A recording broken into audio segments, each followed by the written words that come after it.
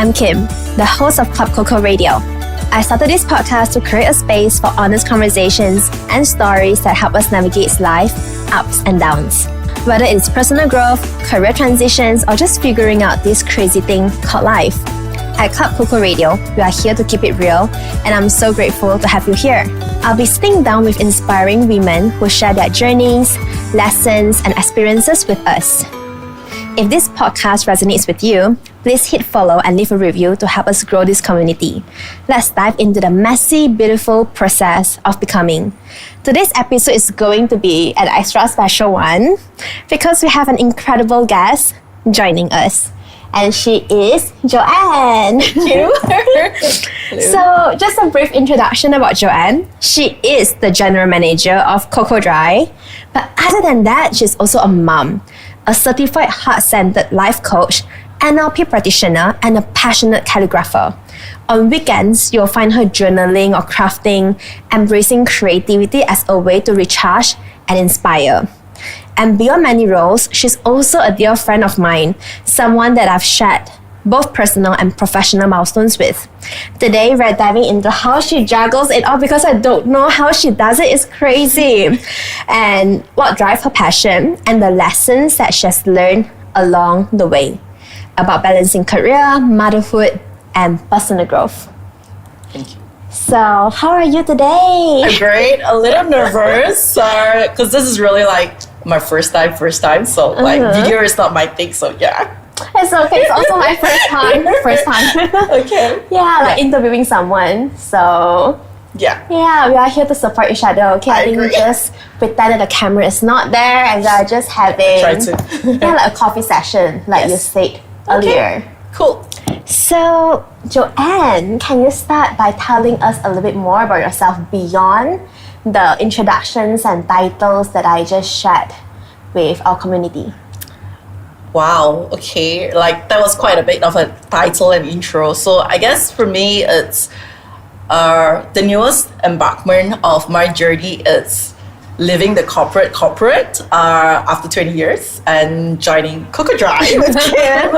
And I think for me, it's just pursuing a very different path at my 40s, like doing things very different because in the 40s, you will probably have stability and just not do anything out of the ordinary, out of the norm. But I think I'm here to break that cycle. So, yeah.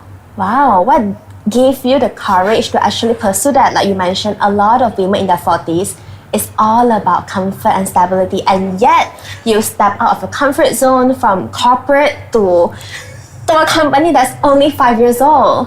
So, how's that like? I think it's just really that journey of becoming because I think for me, it's really enriching myself with different experiences. I think I'm really somebody that really loves experiences, learning new stuff. Life is what you made out of it, right? So, and how you want it to be is entirely up to you. So, and I think I'm very, very fortunate to be able to pursue all this with my support system that it allows me to be me and also showing mothers, corporate women out there that you can be it all, right? So, yeah. You can be it all. Okay, I love that. But I think the question is always, how? How? Yes, how? That's the $1 million question. I think for me, how it's definitely a journey of discovery, a journey of self-healing and all that. And like you mentioned, like journaling and calligraphy is like a big part for my life. And I think I find a lot of comfort in doing that because it really keeps me being very mindful, very intentional. And I think for me, how to do it all is really that I live by my calendar. So like Google Calendar is like my lifesaver. It has the calendar of work, family, things I need to do for the kids, and also me time. So it's just very intentional setting the me time for my workshops, for my journal jamming and stuff like that. So yeah. So you would say the calendar is the one that helps you to organize your time. Yes. So do you also allocate like, okay, how many hours should I spend on myself? How many hours should I spend on my family? Like, do you do it on a monthly basis or a weekly basis? I think for me, it's really just having that frame on a monthly. Like, you know, you plot in all the necessary, but I think also having a routine, right? Like, work is work. So like work starts at 8:30 till 6 and I clock off from work. And then that's where I pick up the kids, you know, like either I cook or we will just eat out or whatever it is. And so it's like from 7 to like 8:30, 9, it's really with the family. And then at 9, sometimes at night, that's where I do coaching. So 9 to 10 and on certain days. And then when it comes to weekend, it's really like family. And then I get a benefit of Saturday from the morning till noon to actually do my own stuff. So that's where me time happens as well. So yeah, in a way, I guess there is a framework, but it's not like every day it has to be like at this time and this day. Like you still allow a little bit more flexibility so that you don't get very anxious or you just beat yourself down when you don't get to do it. Yeah. Okay, so you mentioned coaching, but before I get there, Yes. okay, you juggle many roles, like GM of Coco Dry, life coach, calligrapher, mom, and you host workshops as well. So you mentioned that you use calendar, Yes. right, to manage your time effectively. But you also talk about managing energy as well, and it's something that you have shared with me previously. Like, can you share a little bit more about managing energy? Because yes, you can have, you know, like things scheduled on your calendar, but when you don't have the energy to even follow through, then what do you do? Like, how do you manage your energy? Yes, that's a question that I always get, and I think it's just imagining energy as a cup of water, right? So it's like you need to kind of ask yourself, like, how are you filling up your cup, right? And is it half empty, or is it just empty or half full, right? And the reason why, when you have this image, then you can kind of know like where's your energy level is. And also for me, it's when you talk about energy, it's really knowing what fuels you, what drives you, what lights you up, and then of course then knowing what really drains you as well. I always talk to people and say that, hey, if you are a car, you cannot be operating at 120 kilometer from like 9 a.m. to 9 p.m., right? And you'll just go overhaul. So we as human, why are we operating in that way, right? So there are moments in the days that you accelerate, and there's moments in the days that you decelerate, right? And of course with energy, you need to know what fuels you. So for me, I think a lot of people ask me this, like, how do I do it all, right? Like, how can I have time for journaling, calligraphy, and doing all this stuff? Because for me, stuff like that actually fuels me, and it keeps my cup full. So when my cup is full, then only I'm able to pour into other people's cup, and I can be able to provide more and do more. So yeah.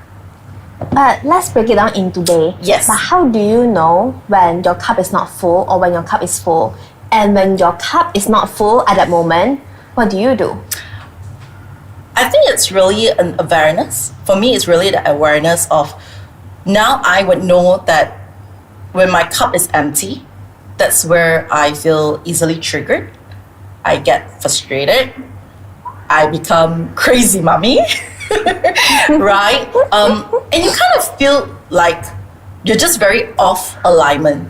Yeah, and I think that's the easiest way. But of course, for you to be able to do this and say like, hey, am I like doing okay? Am I not doing okay? And I think that's where like people always talk about mindfulness, awareness, like knowing that if you're aligning, because our body knows it even better than we do, right? And sometimes it's really listening to our body, right? And if your body is feeling tired, you just need to rest. And yeah, and I guess it's just when you're out of alignment, you do know it, but you just need to listen to your body. Yeah. So would you say that, okay, now you're feeling tired, drained, you become this crazy mommy, do you take a pen and start, like journaling? Well, fill your cup? I do in a way, but I think like when I get into that chaos and all that, I think the first thing that I really do is to sit and breathe and kind of pause. And my favorite question that I always ask myself is like, hey, what is this all about? Why was I frustrated? Why was I triggered? Where is this coming from? Right?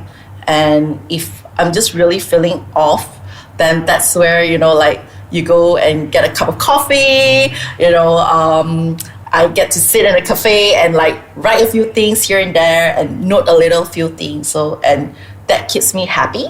And also Spotify. I think I'm a very music person, so I will listen to my favorite playlist and kind of recalibrate again what's for the day. What's your favorite playlist? What's the title? I'm just curious.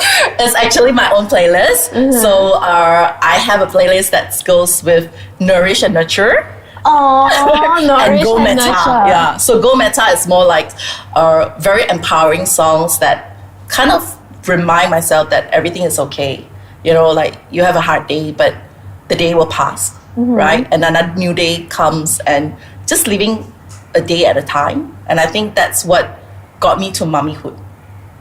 No, I actually like that because it's almost like, you understand yourself so well. So in terms of your coping mechanism, you already have okay, number 1, what do? I journal. Number 2, calligraphy. Number 3, I put on my favorite playlist. Yes. So you already know what to do to pick yourself up with all those pointers. Yeah. And I think it's just adding on, for people to know it's never like that from day one, right? It's a collective of showing up for yourself, because at the end of the day, it's like you can have it all and you can be juggling all that, but if you're not able to show up for yourself and really make time for yourself, right, you will get nowhere, right? And I think I'm very, very blessed that from a very start that, I think it's my support system, like I talk about it, my husband is my biggest support system, because I think he really allows me to thrive and do things that I want to do, and whether it's go on a solo trip, go on a retreat, go and do my workshops or whichever it is. I think he has allowed me to be me. And I think also at the end of the day, I think we just need to communicate to people around us that sometimes it's okay to ask.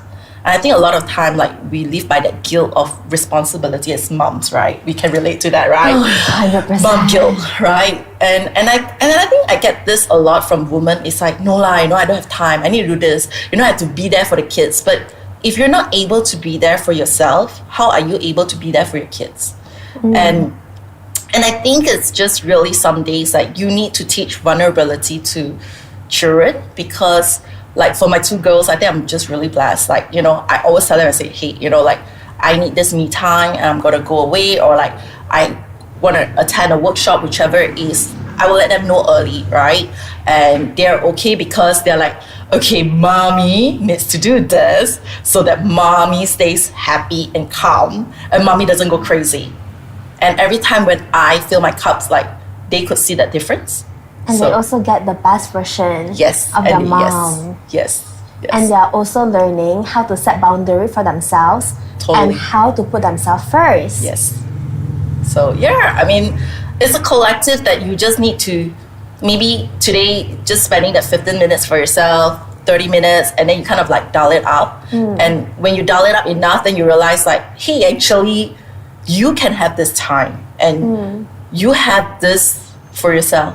Even an hour and 2 hours, it does make a big difference for you to kind of deposit your energy. So Oh, I love that. That physical energy. Deposit your you just energy. feel it up whenever you need it, and you just take it. Yes. Yeah. No, but actually I do love what you share, and I do resonate with it deeply as well, because I think as a mom, sometimes you do feel a little bit overwhelmed with the mom guilt and everything. Yes. So every time I drop Kobe off school, and he'll be like, mama, and I'll always explain to him in a way whereby, yes, I'm your mama, but at the same time I also wear different hats. Yes. And I do love being a mom, but I also do love what I do. That gives me that sort of energy to be the best version of myself.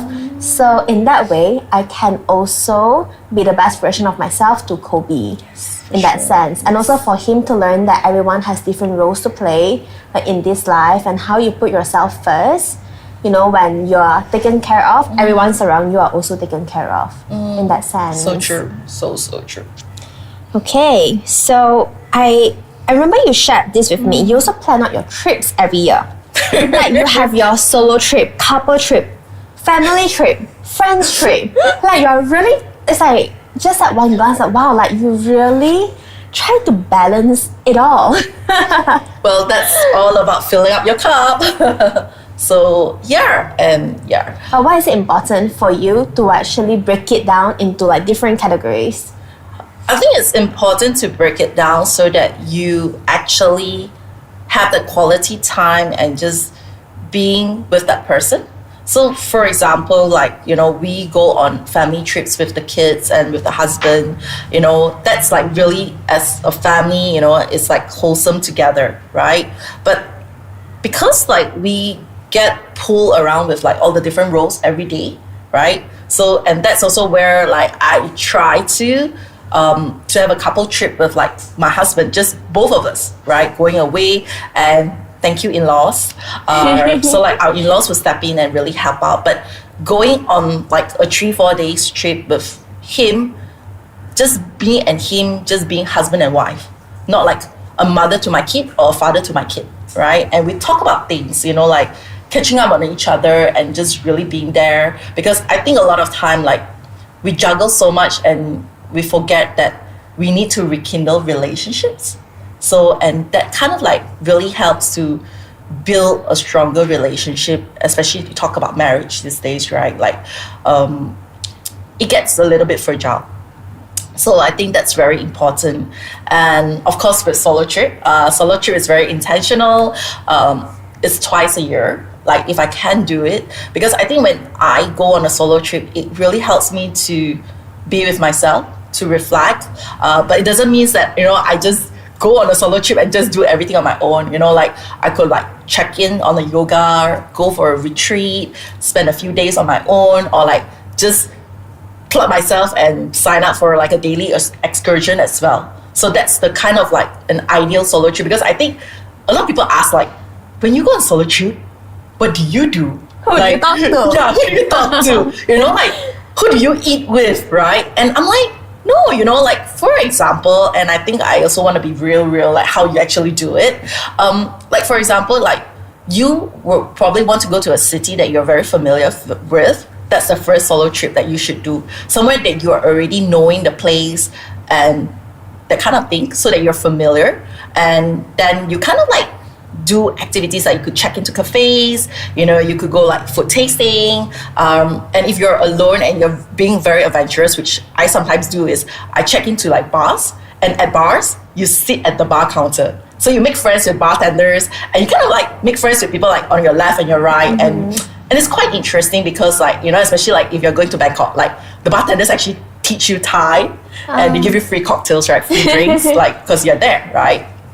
So, and stuff like that, or like you could check yourself like into a retreat for 4 days and then spend another 2 days on your own. So just little tips like that, I guess like it's really helpful. Yeah. And it fills your cup, most importantly, to just be with your own, be with yourself. Yes, for sure. Okay, so I think I want to dive a little bit more into us. I think, do you remember how we met and like how long has it been? Wow. I think all in all, it's been 3.5 years. So about specific. That. Yeah, 3.5 years. And I remember this, and I don't think I actually ever told you this. The first 2 encounters that we had was we met up for coffee at Fika Roastery in Platinum Park. Fika. Yes, Fika. I've always thought our first encounter was at Taman Tun. Was it Taman Tun? A cafe at Taman Tun. Yeah, I think that was the first. And then we had a second one in Fika. Oh. And I think it's like at the start it was like just business, like, and I think I was very curious with this, who's Kim, like, like Coco Dry, founder, like doing it all, and just like really new concept. And I was just like really curious and wanting to know your story. But I think it was always been a business kind of experience. Like we talk about business most of the time, like how Coco Dry, like how work together as business partners. Yes. And I think the most unforgettable, most memorable, it's when we went on a Dubliners incentive trip to Italy. Yes. 2 years ago. Yeah. And I think that was a really wholesome, very meaningful trip, because I think that was where we really built the friendship to a very deeper level, that like we got to know each other as Kim and Joanne. Yeah. And putting our titles and responsibility aside, because just a little backstory, Joanne was actually our supplier. yes. Yeah, so she used to be with GHD and Davinus that we work very, very closely with. Yes. And then that's how we got to know each other. And also I think for me was I've always been very curious with your retail background. Yes. And I was like, how do you do it? Yeah, how I do you remember that one. implement systems? Because I think as of me, yes, I don't know how to start a business, but like operating it day to day, like we do face many different operational challenges as well. So I've always been very intrigued with how bigger companies, build systems around it, and that it could be run, like really smoothly every single day. And I think, yes, you're right, the Italy trip was the one that really brought us together. It was because of a car ride. It wasn't because of like the itinerary, because there were so many people. No. But it turns out that after the whole incentive trip, we were just heading towards the same direction. Yes. Like I was heading to Amalfi, and then you were heading to Napoli. Yes. And then like, hey, like, do you want to just hop into my car? Yes. And then that's when we started getting to know each other. Yes. On a deeper level for about, I think the ride was about 3-4 hours. 3-4 hours, and we were talking non-stop, and then like Mo was there. Yeah, my and he's husband like, was there. "Wow, you both can really talk." Yeah, it was non-stop. Yes. But yeah. It was meant to be, I think. It was really meant to be. I think so And then we had pizza together. Yes. And we went to the one where Julia and Robert Eat, Pray, Love. Eat, Pray, Love. Yes. Yeah, and that's how our friendship started to blossom. Yes. Yeah, since then. So ever since that trip, we have definitely gotten closer on a deeper personal level. You have coached my team. Yes. You have also like led retreats before you joined Coco Dry. Yes. And at the same time, I think we have become really close in the sense that you even coined me to be your sunshine people. And she calls me her sunshine people. I was like, oh, and she writes like the most heartfelt messages in her beautiful calligraphy handwriting. Thank you. Yeah, so I just want to talk a little bit more about sunshine people, because that was the first time that I hear this term from you. What is sunshine people to you? Well, I can't take credit for this term, and I want to share this. Thank you, Rachel, because I was actually at a workshop, and then I was talking about women's circle, and then she kind of brought up this sunshine people, right? And I was like, wow, I love it too, right? And what do you mean by sunshine people? And sunshine people is really your people that really celebrates you, that really cheer you and root for you, and at the same time they see your potential before you could even see it, and they tell you the most rawness honors, and when you're just not in your right, the way that you should be, like, they will also tell you the ugly truth. So I think that's really what sunshine people is. So yeah, I think it's something for us to think about. Yes. Who is your sunshine people in your life? so true. Yes, and you're definitely one of my sunshine people too. So yeah, okay. Like I mentioned earlier, right? You have coached my team, you have led retreats, and now you're helping, Coco Dry to grow as our very first general manager. I've never hired any GM. She's my first GM, and I'm very proud of that. But to be fair, I was a little bit nervous as well, right? How do you find the balance between being a friend, a leader, and a partner to grow this business with? Like sometimes you mention like, I have to check with my boss first. And then I'm like, okay, wait, like the boss is me. And then I'm like, okay, it's a bit weird. I'm still like getting used, because sometimes you just let me ask my boss first. I have to make sure that my KPIs are met. Yeah. I'm like, okay. Well, how do you find the balance? I guess it's like a lot of respects, right? I mean, like, yes, we were friends before, now that we are together, and like, yes, like theoretically, you're my boss. And I know it's cringe, right? Because you're like, ooh. But I think it's very important for a person to have a maturity. And I think it's just maturity of knowing when to be a friend, when to be that subordinate, that your manager, or like when to be that leader, right? And I think it's always really, again and again, I talk about mindfulness. I think it's really you knowing that where to draw the line and when is it to juggle with all these different hats and different roles all in together. And if you're coming from a right heart space, and if your intentions are so right, then there is really no like, oh, should I be the leader? Should I be the boss? Or should I be the manager now? And I think it just flows when you just trust the flow, I guess. So yeah, just flow with it. Yeah. Just flow with it. Just flow with it. Yeah. Okay, so you've been with us for about, I would say, for three months now. 3 months now. Yeah. What actually inspired you to take on this role? I'm sure that's a question that a lot of people like to know, right? And I think a lot of people have also asked you. Yes, a lot. Especially, and I think it was such a different venture, like moving up from corporate, moving up from MNCs, moving up from public listed companies to this. But I think, like, again, it's very aligned to my journey of becoming. I think it was experiences that I crave for. And so I thought about it, and I think like the reason why I joined Coco Dry is because I'm such a hair person, and anybody that knows me like I love hair more than skincare. I love hair more than makeup. Like I will spend hours on my hair but not on my skin. So yeah. So the hair just right. And I've always been a hair person, and I think like because Coco Dry is also a wash, blow, dry bar, right? So it's hair related. And I think it's the vibe and the energy.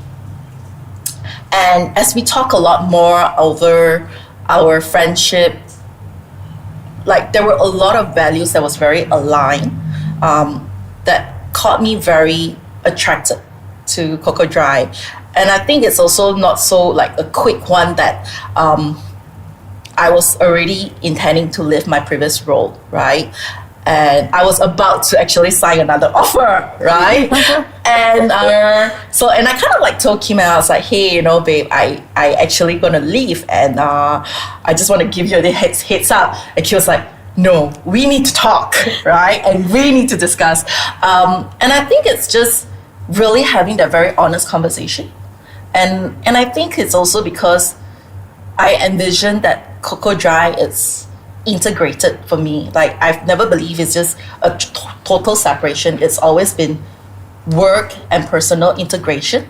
And I felt like by doing this, it also allows me to be able to show up more, to do community stuff, to show up more in my creative journey, being a coach, being the resident coach of Coco Dry, so all that really comes together very wholesomely. That's how I see it, yeah.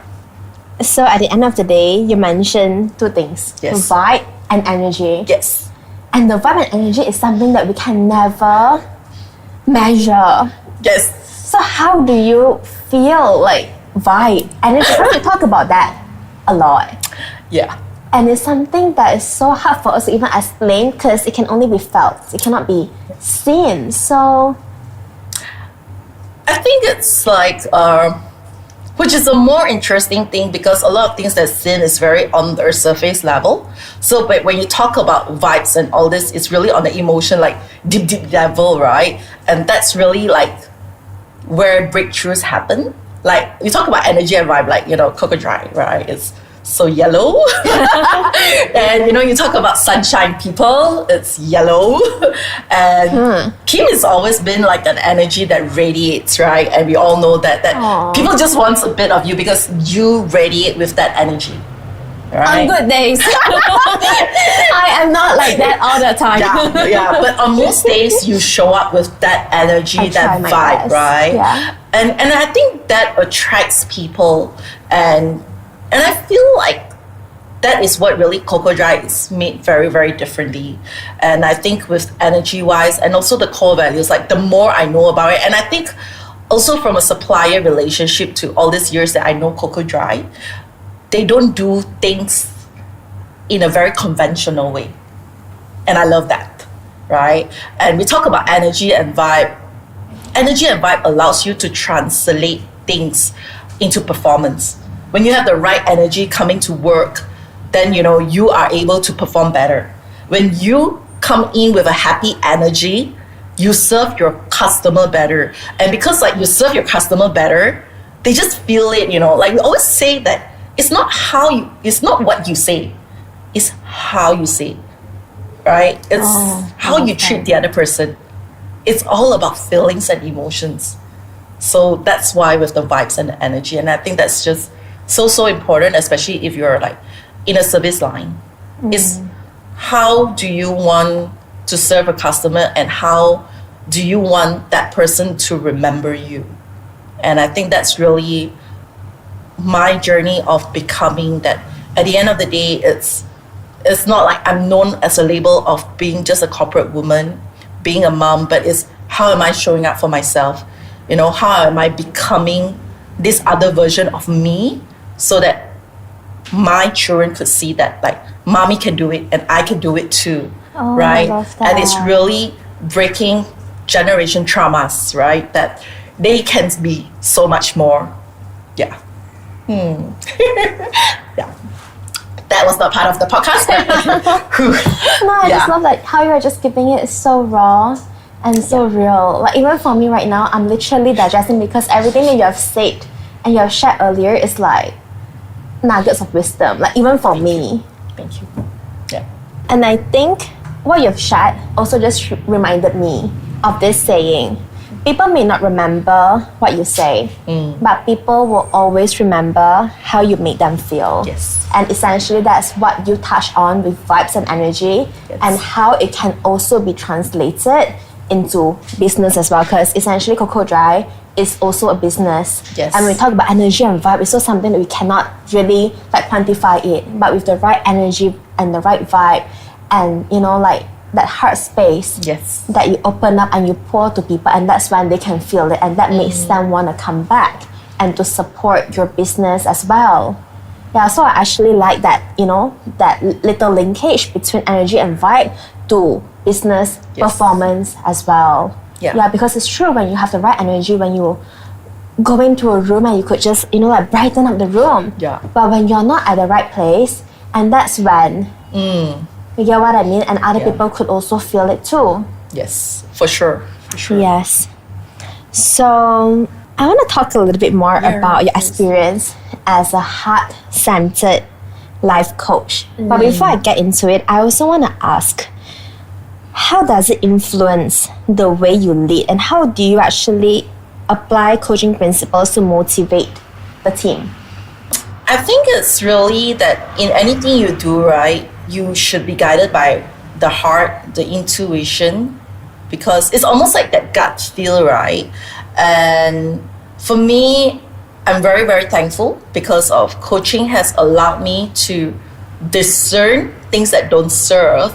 And coaching has also like kind of allowed me to like ask question like, is this the story or is this the truth, right? And also, what is this all about at the end of the day? And because when you're looking at it in such a framework that you no longer just being emotional or you put drama into it. So, and how does that applies?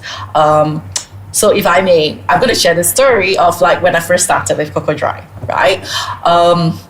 And I think because I know the team so well, and when you announced that I was coming in, but they had to wait like a couple of months before I came on board, I think they were all ready and all geared, right? And I remember like my first 2 weeks in Coco Dry, everybody was just coming to me. And they were just coming, sitting down for like an hour or two, and they start telling like all the issues, all the challenges, all the drama-ness, everything that you can think of, right? And you're like, whoa. They're like, my savior is here. I saw that like swirl, right?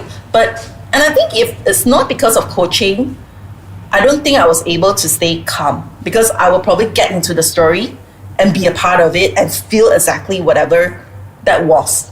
But because of coaching, it helps me to kind of like really see it. It's like, okay, we have this. Now, what are we going to do about it?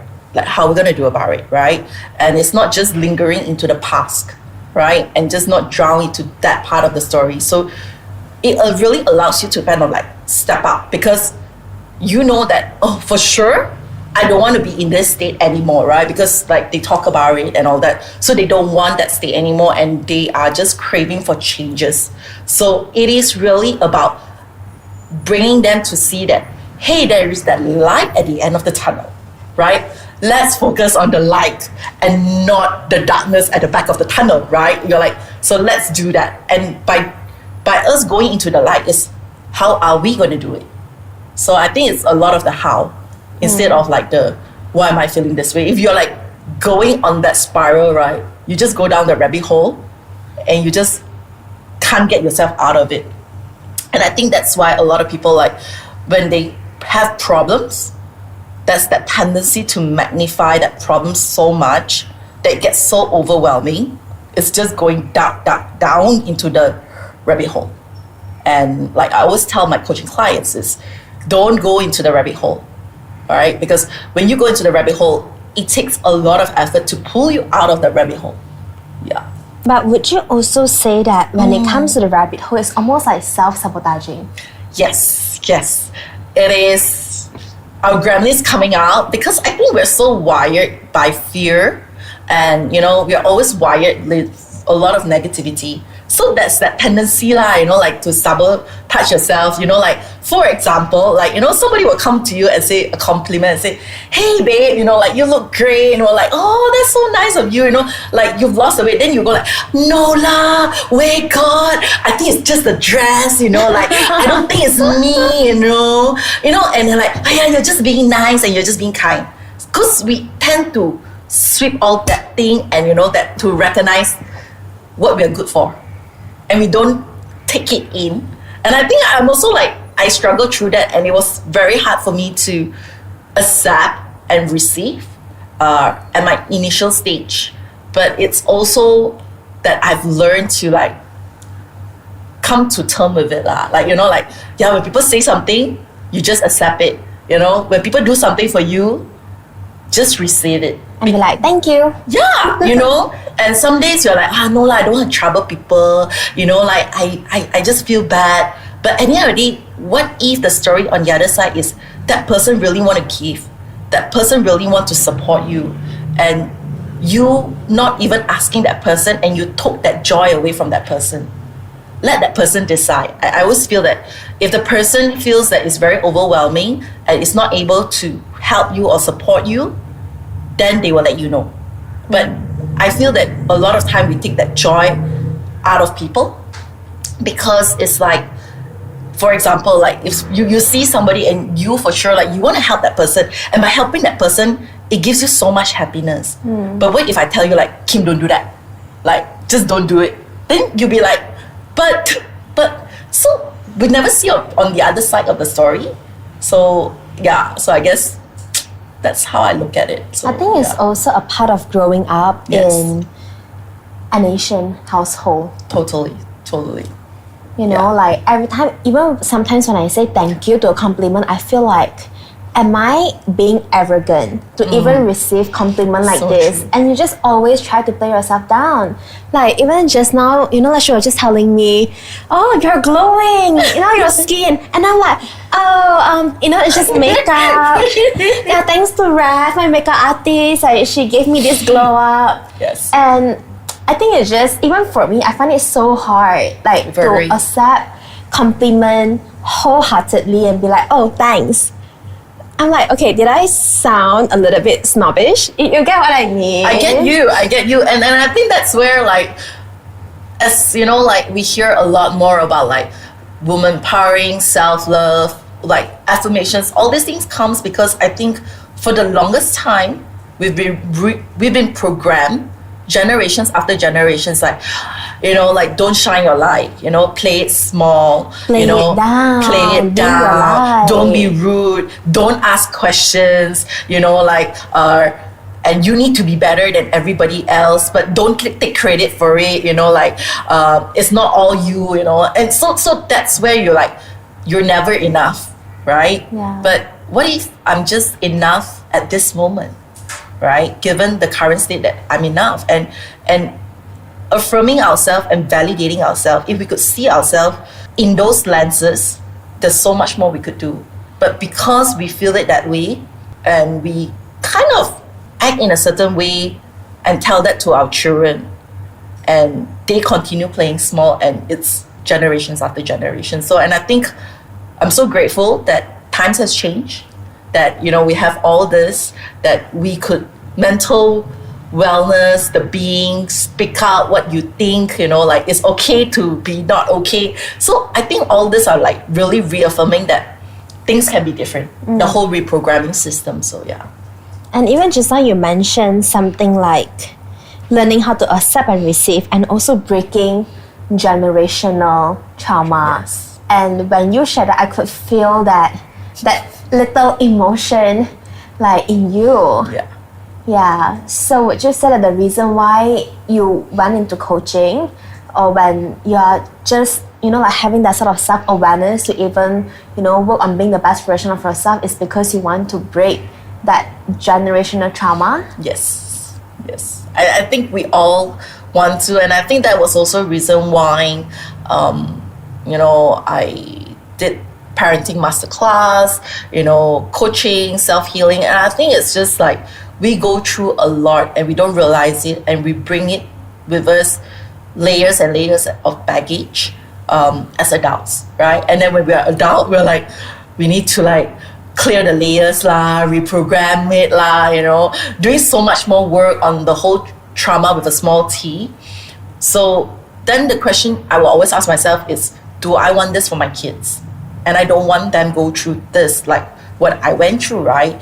And so I think that was where that big shift of what I want to be, how do I show up as a person, how do I show up as a mother, I just being that, because I think it's just having that power that you could change and just be. It's not you making that impact okay, Joanne's gonna go out there and save the world, but it's really impacting my little circle, and with my circle that they too can share the same thing. And I think because I shared so much about the sunshine people, I think a lot of the friends and my clients are also saying that I'm gonna find my sunshine people. So it's just by little that you kind of share this little you in that way. Yeah. And I feel being a mother, the love is truly limitless. Would you Yes. actually say that that's the reason that you started working on yourself? Yes, I think motherhood has taught me a lot. They bring out the ugliest side of you. And I think we were never taught to be how to be a mom, right? There's schools for everything, but there's no schools for you to learn to be a mom, right? And we need to figure it all out. And I think the advice I always give moms is take it a day at a time, right? Because if you're thinking too far ahead, you get so overwhelmed. And I think that's how I live by the 11 years of having both of my girls, because they're only a year apart, right? And so it's taking it a day at a time. And I think I didn't have a very good childhood, so but that doesn't mean my kids needs to go through that. And I think it's just that I didn't have that childhood, and therefore I want to make that change for my future generations, right? I didn't have that voice. I didn't have that resources. So I think as a mom, it's not how much I have in the bank as inheritance to my kids, but it is really providing them this tool, this skill, so that they know how to manage themselves better and eventually be resilient. Because I think kids these days are very much more emotional, and my kids will come back and tell me Mommy, I think my friend has anger issue. Mommy, I think my friend has depression issue, and stuff like that. Because they talk about all these things, and I think that affection and attention is just so scarce these days. Not everybody is able to be with their kids, and a lot of time we choose material things to provide to the kids. But I think at the end of the day, it's really to sit in the boat and be there, be present with them. Like you talk about Kobe, and I think like when you're there, being present with him 30 minutes, that's all it takes, and he's happy the whole day because his cup is filled. Yes. Yeah.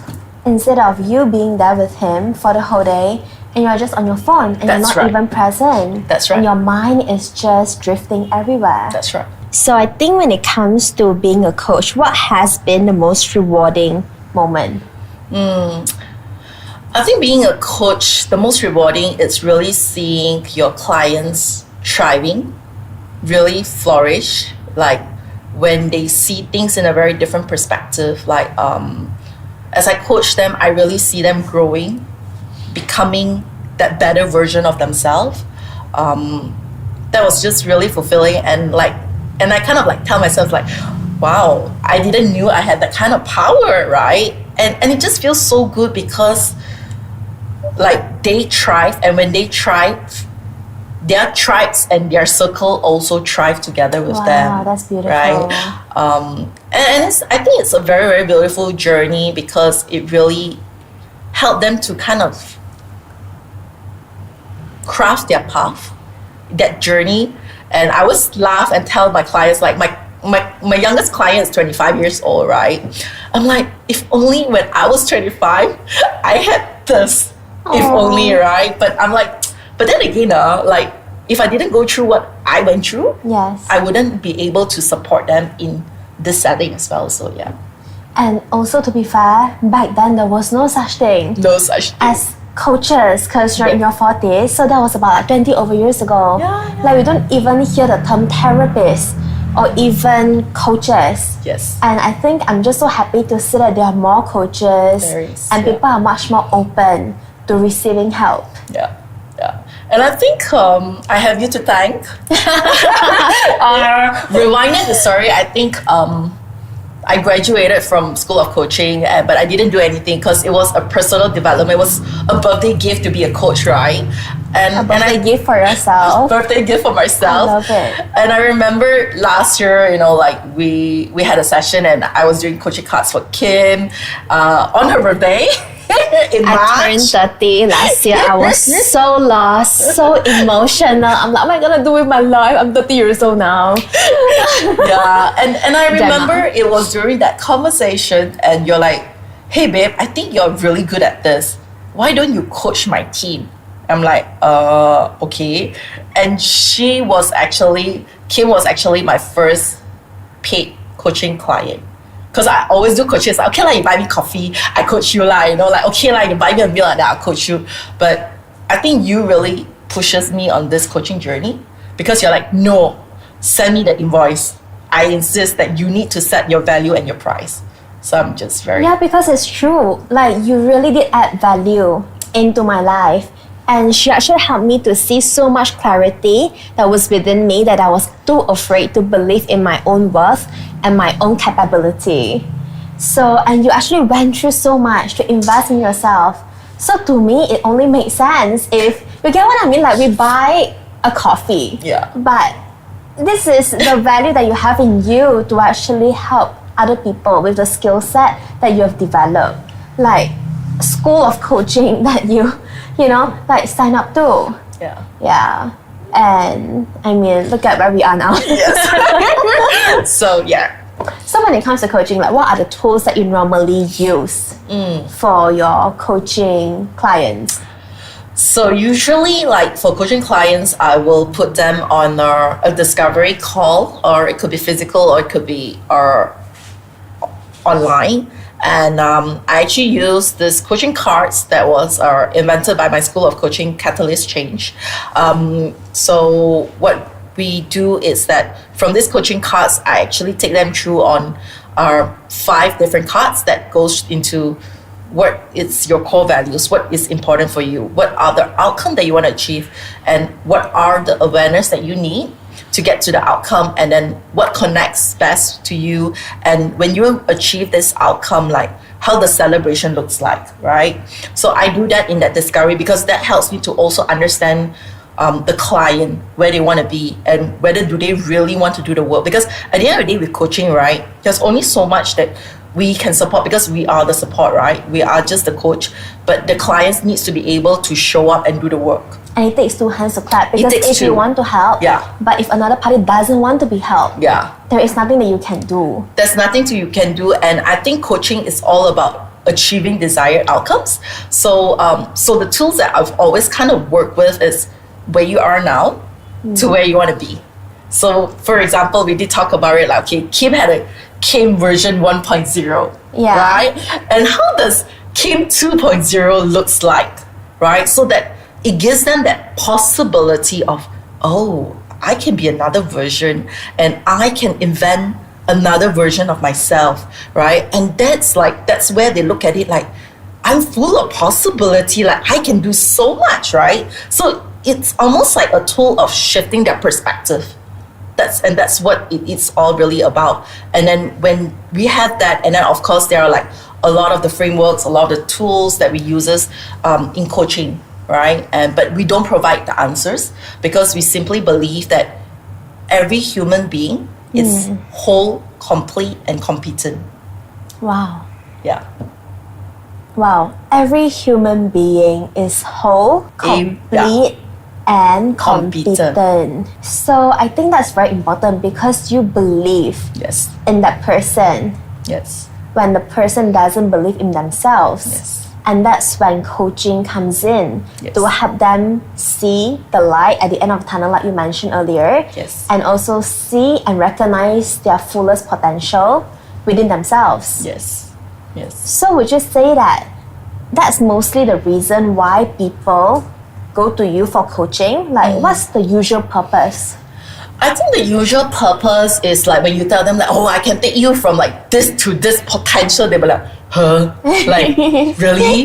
Then I think it really scares them. But I think a lot of time when people come to a coach is when they're stuck or they're not able to have clarity to whatever they are encountering and they need clarity, right? That's where they come to a coach, right? To help them to kind of like, it's almost like you're on a heavy rain and we are like the vipers that cleaning up that fog and cleaning up that rain for you, right? So that you're able to see clearer. But at the end of the day, right, you are that driver to where you want to go. You decide, right? So it's just for us to navigate that through for them. Wow. So yeah. So as a tool, you are the wiper. I'm the wiper. I'm the mirror. We use a lot of different metaphor. You know, like I could be the wiper that clears the fog. You know, I could be the mirror that I hold up that mirror for you to be able to see things. So yeah, like, you know, because I think it's just with all this metaphor, it helps people understand it better. But you need to take it like bite sizes, because if it's not, then it's very overwhelming. And I think that is also how I've kind of established myself as a coach, right? Because a lot of people say, okay, life coach lah, right? But why is it heart-centered? Right? And I think that's how I set myself to be heart-centered life coach and not transformative performance coach or relationship coach, because there's so many coaches out there. But I think heart-centered it works from a heart space. So if you're a client coming in, it's to be able to create that safe space for my client, right? To be able to connect on that deeper level, so that then they can really bring up what is that story beneath that. What is really that thing that is really stopping them from being what they want to be or doing the things that they want to do? Because sometimes it could just be that limiting belief that we talk about, you know, that old programming, that old pattern, or something that deep down in the layers is somebody has mentioned something or an experience. Yeah. And when it comes to your clients, do they normally know what their limiting beliefs are, or are you the one that is helping them to discover? Some do. I think some people, when they do the self-work, they're a bit more aware. So they will come in and tell you like, okay, you know, I have this issue. But a lot of people actually doesn't know that, right? Because a lot of people are wired in a way that it's normal lah. What am I feeling is normal, you know? For me to be a people pleaser is normal, you know? For me to say yes is normal, you know? For me to do certain things it's normal for me, right? But actually, deep into that, there are those beliefs that was created, right? And this is also where like a lot of clients will be like, oh, I'm not good enough. I don't think I have what it takes. But where did this comes from, right? It has to come from somewhere, right? And then as you talk to them, and then, you know, you realize that there are stories behind that. So what we do in coaching, it's also shifting that perspective. So it's almost like changing the camera lens for them. But what is the tool that you use to change the camera lens for them? Because it's so hard for people to change, especially when they grew up with that mentality and limiting beliefs for 20 over years, 30 over years. So what tool do you use to change that? So tools that I usually use is questioning tools. So in a sense that we will kind of like debunk it, in a sense like something you say, and then, you know, you go asking questions like, what does that really mean?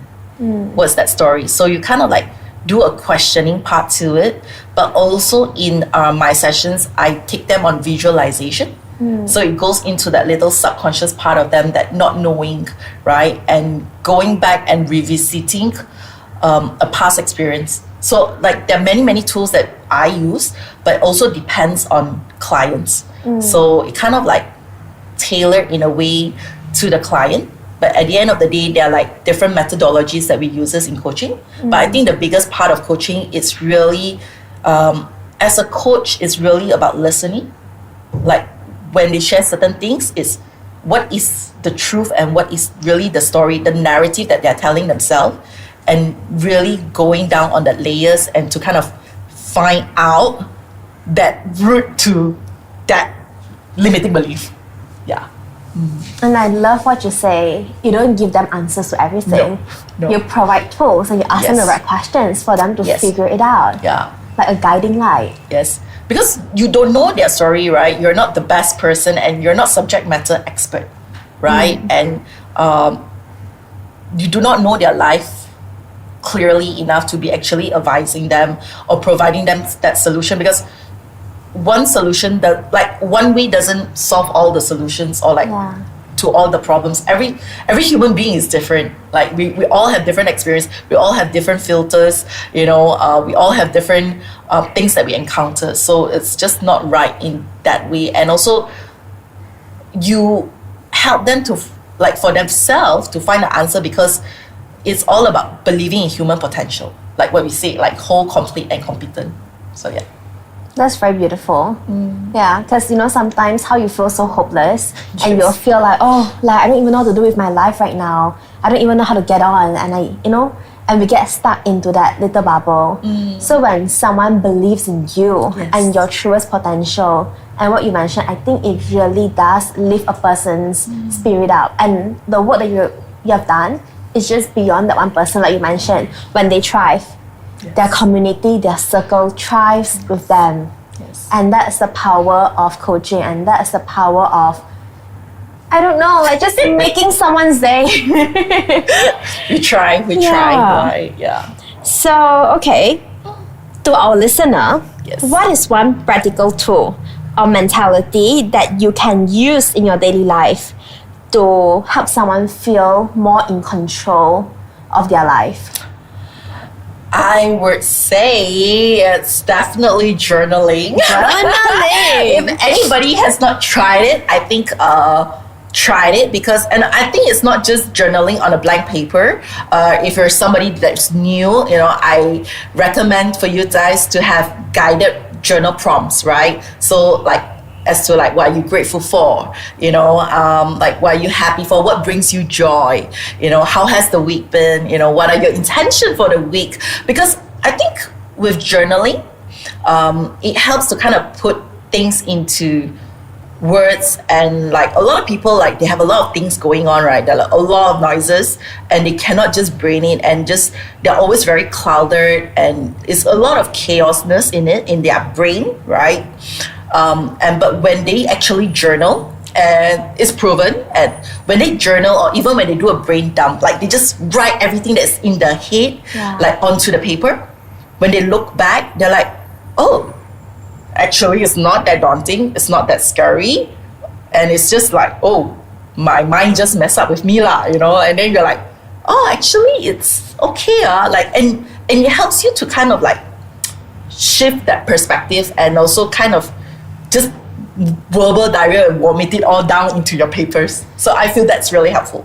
So for someone that hasn't started journaling but would like to start, what would your advice be?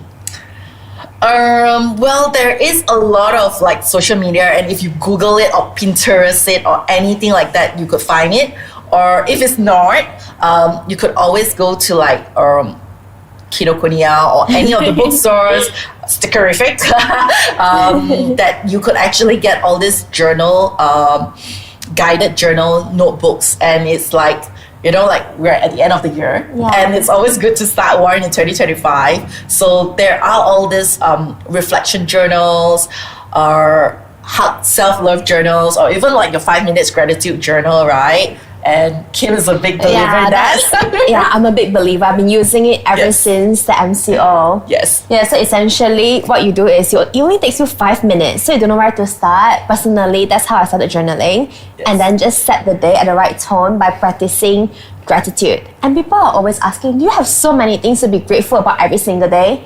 And it really forces you to think when you have nothing to be grateful about, but when you go to a deeper level, you're like, there's so much for you to be grateful for. Down to the weather, down to the nature, down to the home, down to the water, the shelter that you have on top of you. Then you realize how lucky you are as a person, and that sets the tone of a day.